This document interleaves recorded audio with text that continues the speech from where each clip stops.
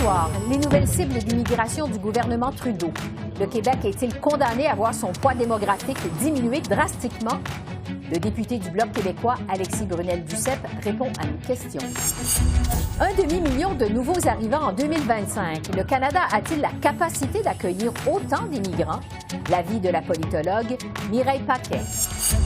Et au Québec, les députés qui refusent de prêter serment au roi pourront être expulsés, tranche l'Assemblée nationale. On reçoit un de ceux-là, le député du Parti québécois, Pascal Bérubé. Bonsoir, Mesdames, Messieurs. Les tensions entre Québec et Ottawa à propos de l'immigration sont reparties de plus belle, moins de 24 heures après que le gouvernement fédéral ait annoncé son intention d'augmenter de façon substantielle le nombre de nouveaux arrivants au Canada. Les premiers ministres Justin Trudeau et François Legault se sont affrontés à ce sujet aujourd'hui. Ottawa, je vous le rappelle, annonçait hier qu'il compte accueillir 500 000 immigrants en 2025 pour s'attaquer à la pénurie de main-d'œuvre. Voici donc messieurs Trudeau et Legault. Le Québec a depuis longtemps la capacité d'augmenter ses seuils d'immigration. Je sais que chaque fois que je parle à des propriétaires d'entreprises à Montréal ou en région, ils soulignent à quel point c'est important de contrer la pénurie de main-d'œuvre. On sait que l'immigration, faite de la bonne façon, est une réponse à ça. Alors, on sera toujours là pour aider M. Legault s'il veut créer plus de croissance économique au Québec. Déjà, à 400 000, il y avait un problème, donc à 500 000, encore plus. Je comprends qu'il manque de main-d'œuvre, mais il reste que déjà à 50 000, donc ça donne à peine 10 % du 500 000. On a de la difficulté à arrêter le déclin du français. Donc, je comprends qu'il y a des objectifs économiques, puis que le patronat serait ouvert à ça, mais il reste qu'ici, on a un défi spécial au Québec de garder, puis de promouvoir le français, puis de s'assurer qu'on arrête de voir le pourcentage de francophones diminuer. Et pendant ce temps, à la Chambre des communes, le Bloc québécois est revenu à la charge pour dénoncer l'impact de ces nouvelles cibles en immigration sur le Québec. Je retrouve Alexis Brunel-Duceppe, qui est porte-parole en matière d'immigration pour le Bloc québécois. Bonsoir, Monsieur Brunel-Duceppe. Bonsoir, Mme Bégin. Donc, la nouvelle cible du gouvernement fédéral, c'est donc de 500 000 immigrants en 2025. On vient de l'entendre. Pas question pour le premier ministre François Legault d'augmenter la cible du Québec qui demeure à 50 000 immigrants par année. Si le Québec continue sur cette voie-là, est-ce qu'il est condamné à voir son poids démographique diminuer de façon drastique, je dirais, au sein de la Fédération canadienne, au Canada? Écoutez, c'est assez mathématique, hein?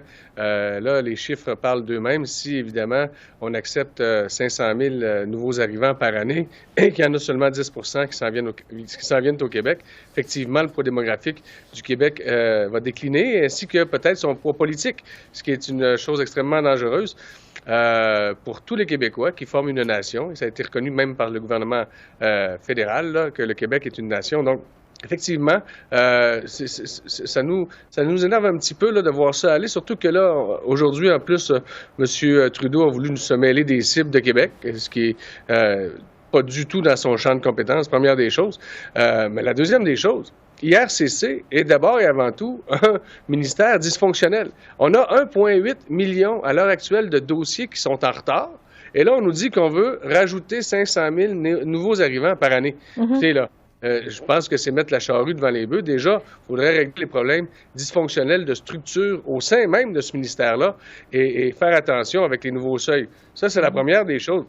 La deuxième des choses, c'est le fait français. La capacité d'accueil du Québec, elle est différente des autres provinces canadiennes parce qu'on parle français au Québec et donc on a le défi de la francisation, ce que les autres provinces canadiennes n'ont pas, là. Bon, sur le fait français, justement, en conférence de presse hier, le ministre Fraser a affirmé que le gouvernement fédéral va déployer les efforts qui s'imposent pour augmenter l'immigration plutôt francophone, pour stopper justement le déclin de la langue française au Canada. Bon, il dit que le Québec a déjà les pouvoirs de choisir une grande partie de ces immigrants et pourrait d'ailleurs en recruter davantage. Est-ce qu'au fond, le Québec pourrait recruter plus d'immigrants qui parlent français pour protéger sa langue française?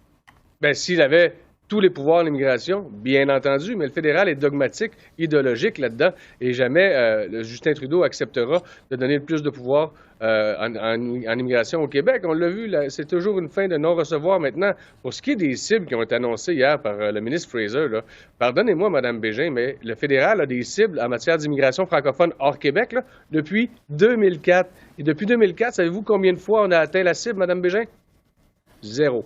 Aucune année on a vu les cibles atteintes en matière d'immigration francophone hors Québec. Maintenant, on les met à 4,4 et les associations de défense des francophones hors Québec et des Acadiens demandent que oui, ça soit à 4,4 cette année, mais à 12 l'an prochain et à 20 en 2026. Pensez-vous vraiment que le fédéral, s'ils sont incapables d'atteindre leur propre cible de 4,4 vont être capables d'atteindre des cibles de 20 dans 2 ans? Malheureusement, c'est triste, mais c'est ça, c'est la réalité. Actuellement, le fédéral se contrefout complètement du fait français en immigration, comme d'ailleurs dans plusieurs dossiers. Oui, parce que vous avez parlé de tous les pouvoirs en immigration. On sait que Québec souhaite rapatrier justement tous ses pouvoirs en matière d'immigration, incluant la catégorie de réunification familiale. C'est une demande que vous appuyez, vous, au Bloc à la Chambre des communes.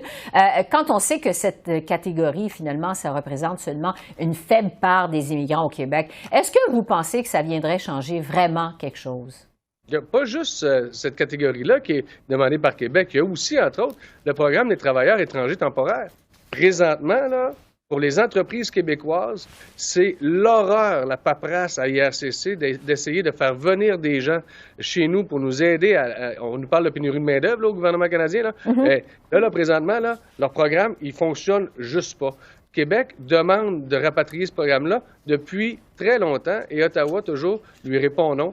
Et c'est le fouillis total à travers ce programme-là. Comme le programme des étudiants étrangers, la même chose. On a vu, là, il y a carrément eu du racisme envers, ça a été écrit noir sur blanc dans la réponse du gouvernement au rapport qui a été déposé par le comité immigration, là, par rapport aux étudiants provenant de l'Afrique francophone.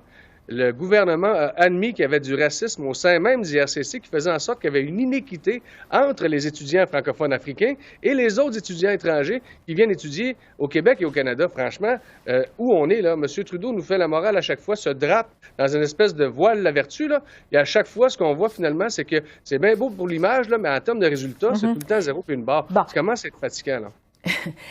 Je vais vous entendre sur les cibles en matière d'immigration pour le Québec et ce qui est proposé. Pendant la dernière campagne électorale, au Québec, bien sûr, les différents partis politiques avaient tous des cibles qui étaient différentes en matière d'immigration. Québec solidaire proposait 80 000 immigrants par année. La CAQ, évidemment, restait sur son 50 000. Le PQ, 35 000 immigrants par année. Votre position au Bloc québécois sur cette question-là, est-ce que vous vous êtes aligné avec le PQ et sa cible de 35 000 immigrants? Notre position, elle est très simple et elle sera toujours la même. C'est à Québec de décider. Donc, peu importe le gouvernement. Non, mais qu'est-ce que vous pensez du 35 000? Bien, écoutez, moi, je ne suis pas là pour parler des chiffres que Québec va décider. Là. Ce que je sais, par contre, c'est que 50 000 nouveaux arrivants au Québec, là, au prorata de la population, c'est plus que ce que les Américains font, ce que les Français font. Donc, on ne peut pas dire qu'on n'accueille pas beaucoup de gens au Québec. On accueille plus de gens au prorata de la population que les États-Unis d'Amérique puis que la France. Donc, moi, les cibles de Québec, c'est Québec qui décide de ces cibles. Nous, on est là pour parler au nom de l'Assemblée nationale qui demande de rapatrier le plus de pouvoir possible en immigration. Et vous savez, là, dans le dossier de l'immigration, Mme Bégin, là, plus ça va, plus on se rend compte que non seulement on a besoin de tous les pouvoirs en immigration, mais surtout on a besoin de tous les pouvoirs tout court. C'est vraiment une bonne raison, encore une fois, qui fait la démonstration que l'indépendance du Québec, non seulement elle est nécessaire, mais elle est essentielle pour la survie de la nation du Québec. Et moi, là, depuis 3 ans que je suis aimant de la Chambre des communes, je ne pensais pas être capable d'être plus souverainiste que ça. Mais oui, je le suis devenu encore plus. À chaque fois que je mets les pieds dans cette enceinte-là, je me rends compte qu'on est, à l'opposé complètement de ce qui se passe entre le Québec et pour rester sur les cibles, parce que la Chambre de commerce à Montréal, il y a aussi le Conseil du patronat, entre autres, qui mettent beaucoup de pression sur le gouvernement Legault pour qu'ils augmentent justement ces cibles d'immigration. On demande même jusqu'à 100 000 par année. On sait qu'on est en pleine pénurie de main-d'œuvre. Cette pénurie, c'est d'ailleurs l'un des principaux arguments du ministre de l'Immigration ici à Ottawa, Sean Fraser, pour augmenter les seuils d'immigration au pays. Comment vous, au Bloc québécois, vous proposez de régler ce problème de pénurie de main-d'œuvre sans augmenter les seuils en immigration? par les programmes de permis temporaires. Et ça, ça existe seulement, ça ne fonctionne pas. Là, l'autre chose qu'il faut se dire, Mme Bégin, c'est qu'il faut pas, c'est très dangereux de faire dangereux. Selon moi, c'est pas efficace de faire la corrélation directe entre un emploi à combler et un nouvel arrivant au Québec. Cette personne-là, premièrement, doit avoir un logement. On est en pleine crise du logement. Cette personne-là va consommer biens et services. Elle va devoir aller à l'hôpital, elle va devoir aller à l'école. Ça fait en sorte que ça crée d'autres besoins aussi. C'est très complexe, la pénurie de main-d'œuvre. Il n'y a pas seulement l'immigration, c'est une partie de la réponse. Mais là, regardez ce qui se passe avec les programmes de travailleurs étrangers temporaires. Il y a déjà une entente Canada-Québec par rapport à l'emploi, que Québec gère, donc connaît mieux les besoins du Québec en matière de main-d'œuvre. Et de l'autre côté, Ottawa, lorsqu'on veut faire affaire avec eux pour le programme de travailleurs étrangers temporaires, demande une étude de marché supplémentaire aux entreprises. C'est de la paperasse à plus finir, alors que c'est déjà fait par Québec. Il devrait y avoir un guichet unique. Et ça, là, les travailleurs étrangers temporaires en voulaient une solution. Il faudrait bien que ça marche. D'abord et avant tout, on nous dit qu'on va faire venir 500 000 nouvelles personnes, mais on est incapable de faire venir des travailleurs étrangers temporaires. Comment on peut nous expliquer ça au sein de ce ministère-là? C'est tout croche, Mme Bégin. C'est tout croche. C'est malheureux parce que il y a beaucoup de victimes de cette inefficacité-là du ministère d'immigration. Les premières victimes étant les nouveaux arrivants qui voient leur dossier vivre des délais insupportables pour la plupart de ces gens-là. Ensuite, nos entreprises, nos universités, nos cégeps, la société québécoise. Écoutez, il y a beaucoup trop de victimes. À un moment donné, le fédéral, s'il était capable de faire sa job, il donne donc les pouvoirs à Québec. On va se laisser là-dessus. Alexis Brunel-Duceppe, député du Bloc québécois et porte-parole en matière d'immigration. Merci beaucoup. Merci. Bonne soirée. Merci infiniment. Je discute maintenant de cet enjeu avec Mireille Paquet, qui est politologue à la chaire de recherche de l'Université Concordia sur la politique de l'immigration. Bonsoir, Mme Paquet. Bonsoir. Le Canada ouvre donc plus que jamais ses portes à l'immigration. En 2025, le gouvernement Trudeau compte accueillir 500 000 nouveaux arrivants. C'est un demi-million. C'est quand même un record, il faut le rappeler. Est-ce que le Canada a la capacité d'accueillir autant d'immigrants? C'est une bonne question. Il y a plusieurs façons d'y répondre. Au niveau de la détermination des seuils d'immigration, je pense que c'est important de dire qu'il y a quand même toute une équipe au gouvernement fédéral qui, après avoir consulté les provinces et les territoires, les grandes villes aussi, font des efforts de modélisation importants pour décider finalement ou apprendre l'impact de différentes cibles sur plusieurs indicateurs au Canada, que ce soit le marché du travail, la dépendance aux services, l'accès au logement. Donc, j'ai assez confiance dans ce processus-là qui a bien fonctionné au cours des 20 dernières années. Par contre, c'est sûr qu'avec des cibles aussi importantes que ça, une des choses auxquelles on s'intéresse, nous, en tant que chercheurs et personnes qui travaillent beaucoup en immigration, c'est le fait que le gouvernement fédéral accuse des arriérés considérables au niveau du traitement des demandes d'immigration. Donc, quand on pense à la capacité de la société, moi, j'ai aucun doute sur la capacité des Canadiens, des Québécois, des personnes à l'échelle du Canada d'accueillir ces personnes-là. Et je pense que nos services d'intégration sont tout à fait en mesure aussi de répondre à ces cibles-là. Mais est-ce que le gouvernement fédéral lui-même sera en mesure de traiter les dossiers de façon efficace et d'éviter l'arriéré des dossiers? Ça reste une question. Puis je pense que c'est important de se la poser pour que les personnes qui décident de venir ici puis qui choisissent le Canada comme destination et qui investissent beaucoup d'argent finalement pour immigrer au Canada, reçoivent des services qui sont à la hauteur de leurs besoins. Pendant ce temps-là, au Québec, on a entendu le premier ministre François Legault qui garde son objectif de plafonner, lui, à 50 000 le nombre d'immigrants annuellement. Qu'est-ce que ça laisse présager pour le poids démographique du Québec au Canada? C'est sûr que je vais résister de faire des prédictions, mais c'est sûr que ça pose des questions importantes pour le Québec. Ça pose des questions, comme vous le dites, pour le poids démographique de la province. Et comme on le sait, il y a plusieurs des ressources que le Québec reçoit de la part du gouvernement fédéral, que ce soit au niveau des transferts en santé, des transferts en services sociaux, qui sont contingents au nombre de résidents dans la province. Donc, le Québec, en continuant à avoir des cibles relativement basses, non seulement peut perdre de son pouvoir politique, parce que c'est moins d'électeurs qui votent issus de la province, mais peut vraiment perdre aussi au niveau de son budget d'opération et des transferts fiscaux reçus par la province. Oui, parce que hier, à la Chambre des communes, le leader parlementaire du Bloc québécois, Alain Thérien, a affirmé que c'est clair qu'Ottawa place Québec face à un dilemme cornélien, je le cite, là, entre son poids politique au Canada et son seuil d'immigration, évidemment déterminé en fonction de la protection du français. Est-ce que vous êtes d'accord avec ça, vous? Plus ou moins.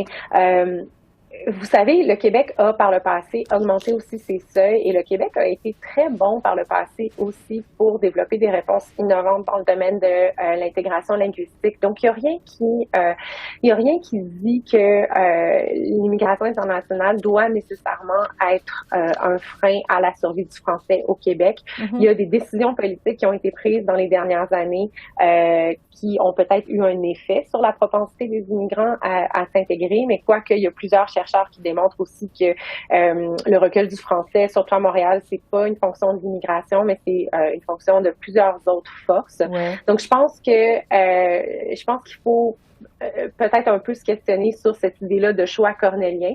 Il y a aussi beaucoup d'efforts qui sont faits par le Québec pour faire du recrutement en français et recruter des immigrants dont la première langue est le français. Donc, ça pourrait être possible, à mon avis, pour le Québec d'augmenter ses seuils d'immigration pour se positionner un peu dans la même direction que ce qui se passe au gouvernement fédéral. Ouais. Mais ça, c'est le jeu des acteurs politiques. Oui, je comprends. C'est pas mon métier. Ouais. Toujours sur l'argument de la protection du français, on sait que Québec veut rapatrier tous les pouvoirs en immigration, incluant le programme de rassemblement familial qui relève toujours d'Ottawa. Est-ce que cette demande de Québec, ça ferait vraiment une différence dans la protection du français? C'est une bonne question. Je pense que faut réaliser que le Québec, à l'heure actuelle, reçoit des sommes déjà extrêmement considérables de la part du gouvernement fédéral dans le cadre de son entente de 91 en immigration. Mm-hmm. Et donc, reçoit beaucoup d'argent qui pourrait lui permettre de mettre en place encore plus d'efforts de francisation. Et ces politiques-là, ces efforts-là pourraient déjà offrir à service, aider à offrir des services aux immigrants de la réunification familiale ou aux demandeurs d'asile. Donc déjà, il y aurait une possibilité pour le Québec d'être beaucoup plus interventionniste pour ce qui est de la francisation de ces immigrants-là, sans même avoir un pouvoir de sélection. Ouais. Et donc, je pense qu'on peut se poser la question, est-ce que vraiment d'avoir ces pouvoirs supplémentaires-là serait la meilleure façon de répondre à ça? Et il y a aussi la question des entrants. C'est-à-dire que c'est plus facile pour le Québec de sélectionner des immigrants économiques qui parlent français, mais le bassin des réfugiés et le bassin de la réunification familiale sont des bassins différents. Il y a peut-être potentiellement moins de personnes dont le français est la première langue. Donc pour moi, ça, c'est pas une panacée aller chercher des pouvoirs supplémentaires. Je pense qu'il y a encore beaucoup de choses qui peuvent être explorées par le gouvernement du Québec avant d'aller jusque-là. Oui, quand on apprend justement aujourd'hui que toutes les sommes mises à la disposition par le gouvernement fédéral ne sont pas toutes utilisées par le Québec. Parlons maintenant de l'impact sur la pénurie de logements, parce que ça aussi, ça a été relevé. On sait qu'il y a environ 300 000 nouveaux logements qui sont construits chaque année au Canada. Plusieurs craignent que de recevoir 1,5 million d'immigrants de plus par année, ça viendrait exacerber la pénurie de logements. Est-ce que vous croyez que ça pourrait être le cas pour l'ensemble du Canada, évidemment? Je vais avouer que ça dépasse vraiment mes domaines de compétences, donc je fais peu de modélisation sur le marché immobilier. Ouais. Par contre, je pense que ce qu'on entend, c'est qu'il y a des craintes de la part de la population canadienne parce qu'en effet, la question du logement et la question de l'accès à la propriété sont devenus des enjeux considérables à l'échelle du pays. Et je pense que ce que ça nous dit finalement, c'est que peu importe l'effet, qu'il soit réel ou qu'il soit craint, et ça, je vais laisser encore une fois aux autres spécialistes le soin de commenter. Mais ce qu'il faut faire de la part du gouvernement, c'est vraiment de sécuriser les Canadiens et sécuriser les Québécois aussi sur la façon dont on va pouvoir s'assurer justement que cet influx-là ne va pas créer une grande compétition pour les loyers et aussi que les immigrants eux-mêmes auront auront accès à des logements. Ouais. Donc, encore une fois, je pense qu'on est dans la continuité, mais ce qu'on voit vraiment, c'est l'augmentation des anxiétés de certains groupes dans la population. Et je pense qu'avec un plan aussi ambitieux de la part du gouvernement fédéral, c'est important aussi d'avoir un plan de communication qui traite de ces anxiétés-là, les prenne au sérieux et offre des solutions finalement. Oui. Donc, c'est important, comme vous dites, de rassurer que l'afflux d'immigrants ne va pas amplifier les problèmes déjà existants au Canada. Je vais terminer avec vous, Madame Paquet, sur de façon générale ces nouveaux objectifs du gouvernement Trudeau en matière d'immigration. Bon, 500 000 de plus par année à partir de 2025. Est-ce que vous pensez que ce sera suffisant pour contrer le déclin démographique au Canada et le vieillissement de la population? C'est une large question. Vous savez, l'immigration, c'est pas une panacée, ça fait partie de l'outil, de la boîte à outils des solutions pour répondre à ces enjeux-là, que ce soit le vieillissement de la population ou les pénuries de main-d'œuvre. J'aurais envie de dire que je pense qu'on doit avoir des cibles aussi ambitieuses si on veut répondre aux défis auxquels on fait face, mais j'aurais aussi envie de dire que ça sera pas assez. Il faut vraiment réinvestir dans la façon dont les gens travaillent, que ce soit l'éducation, l'accès à la formation professionnelle, mais aussi l'automatisation. Faut aussi penser au fait qu'il y a beaucoup de personnes qui viennent travailler dans les milieux de soins, qui viennent pas dans le cadre de ces programmes d'immigration-là dont on parle, mais beaucoup plus des programmes d'immigration temporaire, et ces personnes-là n'ont pas nécessairement accès à des statuts, donc il faut penser à ça aussi. Donc, encore une fois, je vous dirais, ça m'apparaît comme une des réponses à ces enjeux-là, mais ça ne peut pas être la seule. Une des solutions au problème. Mireille Paquet, politologue à l'Université Concordia, merci beaucoup. Merci. Merci.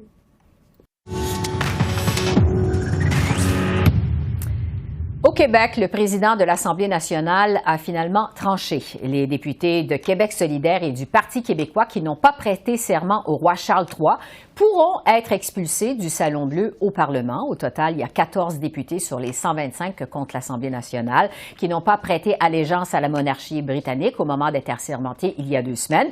Je fais le point avec un de ceux-là, le député du Parti québécois Pascal Bérubé, que je retrouve à Matane dans sa circonscription. Bonsoir, M. Bérubé. Bonsoir. Je vous demanderai d'abord, pour le bénéfice de nos téléspectateurs, de nous rappeler pourquoi vous refusez de prêter serment à la monarchie. Essentiellement parce que ça implique de porter serment au roi Charles III, qui est le roi d'Angleterre, donc un pays étranger, qui de surcroît est chef de l'Église anglicane. Donc ça pose une question de liberté de conscience. C'est plutôt anachronique en 2022 de porter serment à un roi.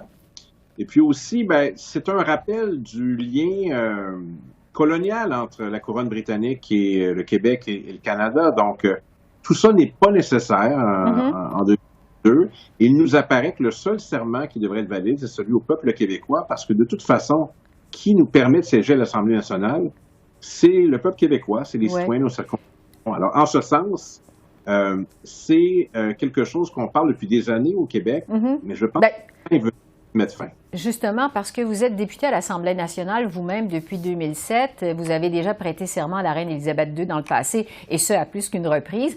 Pourquoi maintenant, pourquoi aujourd'hui vous refusez de prêter allégeance à la monarchie britannique? Il y a une combinaison de plusieurs facteurs. Moi, ce n'est pas d'hier que je parle de ces questions-là. Depuis plus de 10 ans, je fais des interventions à l'Assemblée nationale allant en ce sens. Pas nécessairement uniquement sur le serment, mais sur le lien avec la couronne britannique. Je dirais que cette combinaison est liée notamment à l'état public, à l'état, je dirais, de l'opinion publique. 75% des Québécois sont en faveur de mettre fin à ce lien avec la couronne britannique.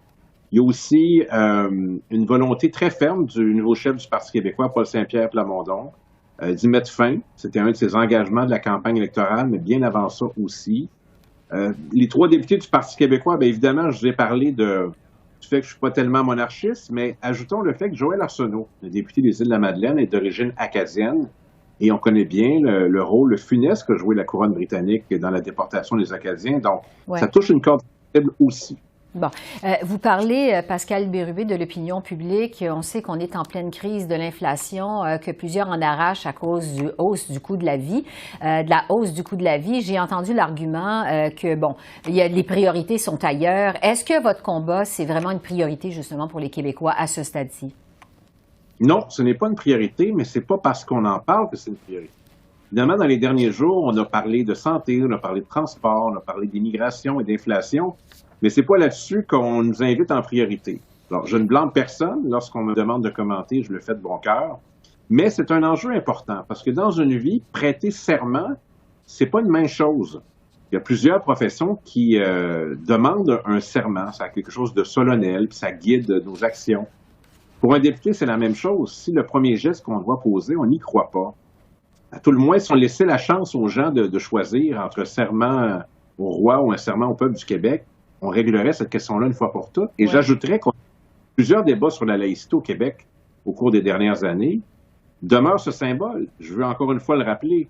Le roi d'Angleterre, Charles III, est le chef de l'Église anglicane. Moi, je suis un député catholique. Alors, pourquoi je prêterais serment au chef d'une autre religion? J'ai confiance avec ça. Les travaux doivent reprendre le 29 novembre à l'Assemblée nationale du Québec. Si donc vous êtes expulsé parce que vous refusez toujours de prêter serment au roi Charles III, qu'est-ce que vous allez faire? Qu'est-ce que vous entendez faire? Bien, on a encore du temps pour négocier, notamment avec le gouvernement de la CAQ. Si les députés décidaient de se rallier dans notre camp en disant c'est terminé, cette question-là serait réglée en 24 heures. Je m'explique mal que ces députés qui se définissent eux-mêmes comme nationalistes refusent de mettre fin à ce serment. Alors ça, c'est un enjeu plus politique auquel on a à faire face avec les députés de la CAQ. Sinon, les avis juridiques qu'on a sont très clairs. On en a 12. Le gouvernement n'a rendu public aucun, ni la présidence de l'Assemblée nationale. Donc, il y a un débat aussi juridique et on pense qu'on est sur du solide, puis en bonne compagnie avec de grands juristes qui nous disent qu'on peut procéder. Et le spectre est plutôt large. Ça inclut Maître Patrick Taillon de l'Université Laval, par exemple, qui est une sommité, mais aussi Benoît Pelletier, l'ex-ministre libéral, qui nous indique qu'on peut procéder et qu'il souhaite, lui, qu'on puisse siéger sans avoir à prêter serment au roi d'Angleterre et qu'il serait franchement qu'on nous empêche de siéger par la force, c'est-à-dire en faisant en sorte qu'on ne puisse pas entrer au Salon Bleu. Pourtant, on a été élus pour y siéger. Oui, parce que, bon, vous dites on a été élu pour y siéger. Justement, le ministre de la Justice au Québec, Simon Jolin-Barrette, dit que le changement doit se faire par une loi. La CAQ vous dit, venez siéger à l'Assemblée nationale, venez prêter serment, venez entrer à l'Assemblée nationale et comme ça, on va pouvoir tous ensemble adopter une loi pour mettre fin au serment. Est-ce que vous pourriez justement mettre de l'eau dans votre vin? Non. On a des convictions, puis on se tient debout. Alors, ce n'est pas le style de la maison de céder. Peut-être qu'à la CAQ, il y a des admirateurs de la royauté qui leur disent qu'il fallait faire le serment. Pas chez nous. On n'a personne à convaincre de ça. Et ce que nous envoie comme message le leader parlementaire du gouvernement, c'est nous, il a fallu le faire, vous allez le faire aussi. Non, justement. Il y a un projet de loi, ça ne garantit rien parce que c'est le gouvernement qui est maître du calendrier. Il pourrait décider d'appeler un projet de loi en ce sens uniquement à la 4e année d'un mandat, par exemple, sans garantie que ce soit adopté. Parce qu'une motion envoie un message fort, un message politique avec une majorité de députés. Le message est très clair et je suis convaincu que la prochaine présidence de l'Assemblée nationale, qui sera élue justement à l'ouverture de la Chambre le 29 novembre prochain, si elle a un message clair qu'une très forte majorité des députés de l'Assemblée nationale soit allée en ce sens, bien, la vie sera complètement différente. Donc, ils ne sont pas imperméables, les présidences, aux grands courants qui traversent notre société, à l'évolution du droit constitutionnel, à l'état de l'opinion publique. Il y a un ensemble de facteurs. Et dans l'histoire de notre parlementarisme québécois, il y a beaucoup de pratiques qui ont changé, qu'on croyait immuables à l'époque, où il y avait de la résistance. Celle-ci, la question du serment au roi, n'y fait pas exception. Donc, entre-temps, vous campez sur votre position. Visiblement, il n'y a plus de place à la négociation. Pour terminer là-dessus. Je veux dire, on souhaite convaincre les députés de la CAQ de joindre à nous. Je ne devrais pas avoir à leur rappeler qu'ils se sont autoproclamés comme nationalistes.